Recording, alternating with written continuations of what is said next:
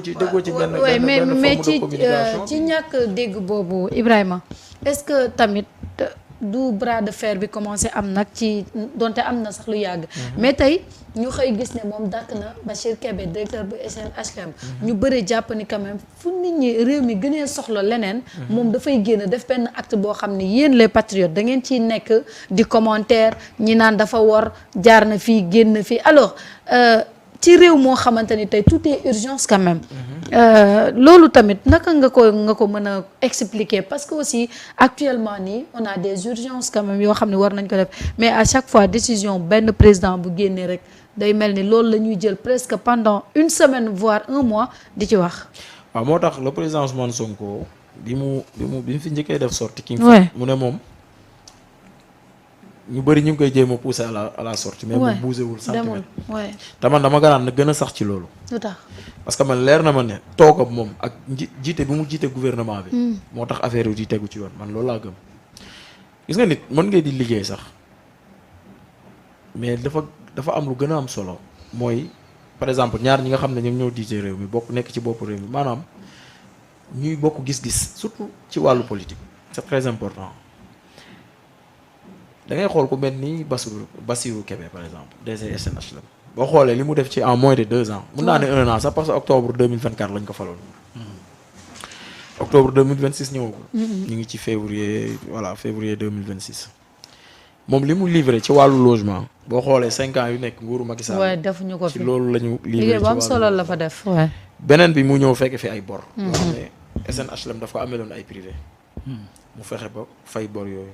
à hauteur par exemple de 500 millions ñu ne la wàllu foncier bi am na litige yu bëri réglé na ko parce que am na ci assiette foncière yoo xam ne SNHLM moo ko moomoon ay nit tegoon ci loxo te man dàqam bi am na lu ma ciy dégg loo xam ne j'espère que loolu nekkul dëgg parce que dañ ne dafa am ci ñi nga xam ne ñoom ñoo nekkoon ci l'ancien régime waaw daf ci am koo xam ne dafa nangu suuf bu mu yoroon ay hectares. delloo ko SNHLM am na ñu ne dàqam si loolu la jógee. kooku kan la ci. moo comme nekkagul loo xam ne lu ma leer la. waaw moo tax du ma ci bëgg a sori.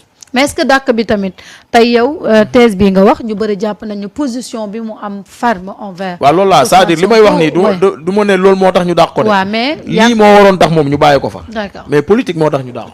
ah c'est politique. c'est politique parce que. Bassirou Kébé Diomaye la gën a amal proximité que le président Ousmane Sonko. loolu il faut gars yi xam ko. Diomaye bi muy jiite Moncap ci lañ amoon ñoom ñaar yenn relation yi mais man gis naa ne Diomaye bi mu faloo le président Diomaye bi mu faloo à chaque fois bu teggee kenn koo xam ne dañ naan c'est un patriote authentique. boo xoolee ci coalition Diomaye la fay teg c'est-à-dire moom ci politique la nekk Ousmane Sonko dafa nekk ci liggéey. di ko booleeg politique.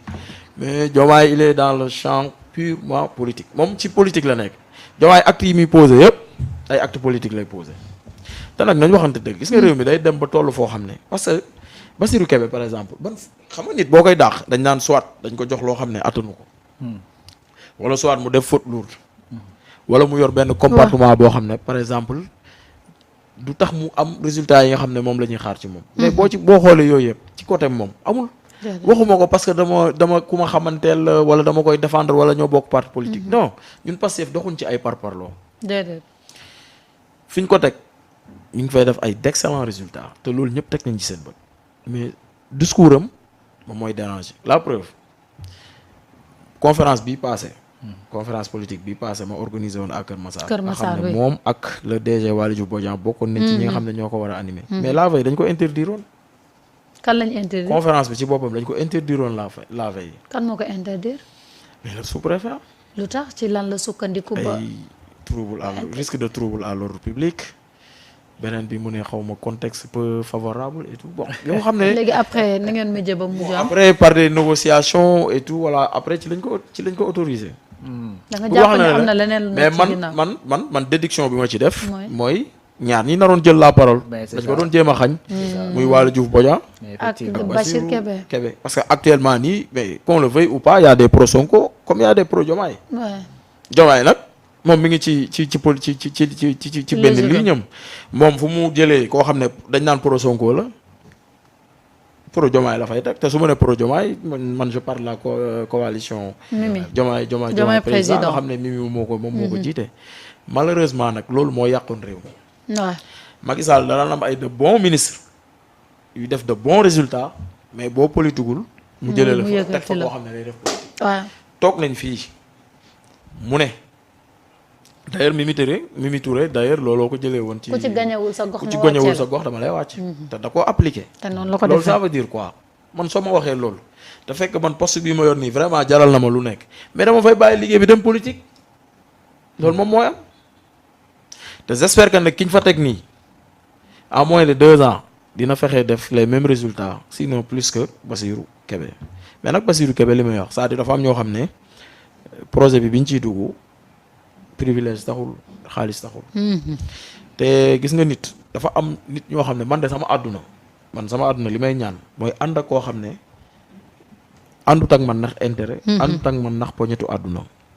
Bassirou Kébé man su ma doon ñaan yàlla damay ñaan yàlla am nit yu mel ni moom ñu nekk sama wet parce que lu tax.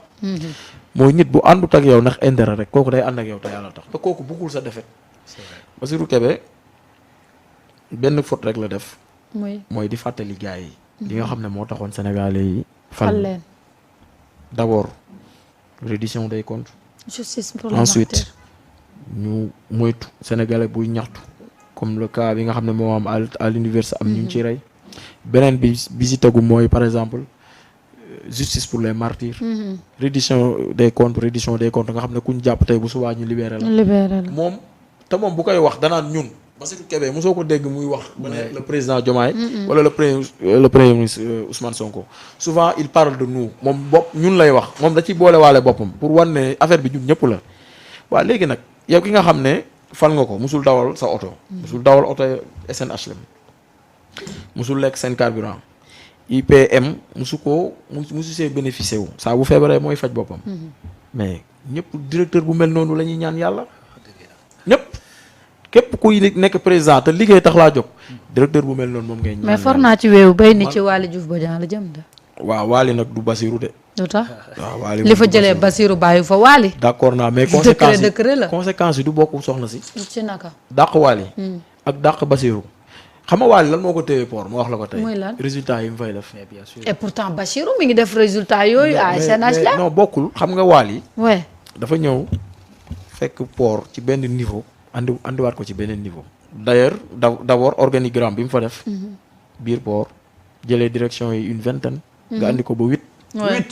8 direction. loolu il faut gis nga loolu ku xam port. il faut nga oser dëgg pour ñemee jël genre décision yooyu parce que mën na retourner wu contre. mais yéen bu ko defee du leen bett wala dina leen bett. waaw xaaral ma ñëw beneen bi ci tegu mooy. tey Waly boo ko doon dàq Waly musul xas Diomaye ah. déedéet moom day wax moom il parle au vrai patriote waaw moom day jël sànni. ku jël nag yaa moom. mais waxul jëmale ci président wala ci kii. moom képp kuy xeex Ousmane Sonko mu ngi sa kaw. kon ku bëgg a am ak moom jàmm bul xeex le président Ousmane Sonko en plus de ça fi mu nekk mi ngi fay def résultats yi ñuy xaar ci moom. port actuellement nii moom mooy premier en Afrique de l'Ouest te loolu wax dëgg yàlla 5 ans ci ginnaaw gars yi mënuñ ko woon imaginer parce que boo xoolee port bu mel ni ay port Yamoussoukro port Abidjan port yooyu pour port bu Sénégal raw leen non c'était tellement compliqué. yamuñ ci loolu ñun ñi ngi nekkoon 368e xaw ma 378e place au niveau mondial mu andi ñu ba 108 en moins de 2 ans. mais kooku nañu am yaakaar ne d'ici 4 ans ou bien 3 ans mais mën nañu yóbbu parmi les 10 premiers. te loolu foo ko déggee mais Sénégal moo ciy bénéficier parce que nee nañ la fii recette douanière yi nga xam ne. mooy am fii Sénégal mais 90% yi port lay jógee. côté exportation ñu la 80% des exportations yi nga xam ne moom mooy am fii au niveau du Sénégal port lay jógee. kon port c'est le poumon de l'économie. léegi ki fa nekk toog fa. di liggéey di defaale politique. mais boo ko doon dàq ci lan nga koy teg. venant de Diomaye mun ngeen xaar lépp de venant de moom déggoo li ma la wax. mën na ko dàq parce que moom mooy dàqee moom mooy fale. ki la fal moo lay dàq. loolu du problème. mais le problème dama ne la les conséquences parce que man ku mel ni Waly Diouf Bodian mu bañ a faire face ak yow. comme ni ñu ko jàppee nii. tant que daloo ci kaw Sonko du ma dal ci yow. moo gën nga koy dàq parce que bis boo ko dàqee. benn dina am jotu politique. te bu jàkkaarloo yi dina métti te Waly dafa am ñu mu boot. daa am njabootu ginnaaw d'accord muy Kër Massar alors ci dàqu Bassirou Kébé mais nag su fekkee ni man am na vidéo bi may gis ñu naan moom Bachir Kébé ndeysaan muy wax naan ñun poste tënkuñu et tout ça. waaw lu tax mu dàq Basirou dàq Sonko fi njëkk a génn ni man poste tënkum. waaw premier ministre tënkum waaw Basirou doo dàq Sonko. waaye conséquences yi. dàq yi nit ñi ñoo bokkul en fait. dàq yi duñ benn. ah la ngay dàq ca Samba Ndiaye mu jig la boo ko dàqee ci rawaan muy indil la fa. sa Samba Ndiaye moom jëlagul fonction. mais kooku moom it moom la pauvre. moom it war nañ koo firi wala ñu netti ko. waaw Samba Ndiaye jëlagul fonction moom. non mais enfin tu sais. Marieta moi le Sénégal est bizarre. à un moment donné moi je suis un peu perdu dans le jeu de Pastef. tout le monde. je suis perdu dans le jeu de Pastef. parce que moment bi ñuy dàq Bassirou. dans le jeu de Pastef ou bien dans le jeu de Diomaye. dans le jeu de Pastef. Diomaye n'est pas de Pastef. non déglu leen ma rek. bu ngeen déglu di ngeen comprendre. ñu def. au moment bi ñuy dàq Bassirou Kébé. nit ñi jóg di kaas. Diomaye a reçu toutes les coordonnateurs des coordinations de Pastef. coordination départementale. loolu naa ci ñëw. ñu dem ndogu fa ndogu bu am solo. Ousmane Sonko ci boppam. fa la ndogoo. fa la jullee après connaître son agenda. donc man je ne dis pas moi je dis que quelque part tu es un peu perdu dans le jeu de Pastef.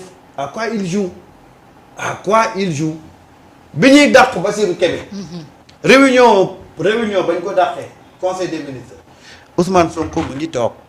mu ngi toog. mais Ousmane est-ce que am na lu mu ciy wax. parce que non bàyyi rek c'est-à-dire que. non bàyyi rek man yëpp dinaa je suis pas affirmatif. je pose des questionnements pour que nit ñi ñu poser wu la question aujourd'hui à quoi joue le Pastef et le président. pour que comme ça ñu mën a am une lecture lisible de ce qui se passe. xam nga dama dégg gars yi naan man de bu ma bokkoon ci coordonnateur yi xaw ma lan man du ma dem. et pourtant ñëpp dem nañ ah Ousmane Sonko mu nga foon dégg naa sax ñenn naan Ousmane dafa ñëw ne saraax ci biir palais bett leen quoi visite surprise c'est faux loolu mënul nekk on peut pas faire une visite surprise au palais. palais c'est pas chez Samba Ndiaye. déedéet c'est pas le marché Sandaga. Ousmane buy ñëw Bassirou Diomaye Faye day xam ne Ousmane day ñëw ndogu si. donc Ousmane c'était prévu que mu ñëw prendre part à ce ndogu là donc il a pris part. maintenant quelque part dàq nañ Bassirou Kébé coordination yi daje fa tu te dis que mais le matin on pensait que on était au bord de la rupture mais le soir au vu de ce qui s'est passé on dirait que Bassirou il revient à la maison c'est d'où ma question ma ne à quoi joue question le Pastef légitime aussi. à quoi joue le président de la République. d'accord bàyyi Ibrahima tontu ci loolu ñu ñëw ci rawaan vite fait. waaw xam nga ku xool le président Diomaye bi mu faloo ba léegi di nga xam ne nuñ ligne bi ñu tracé woon nekkul moom doxul ci loolu. doxu ci franchement parler. waaw te nekkul les coordonnateurs la fi njëkk a recevoir moom laa doon wax léegi.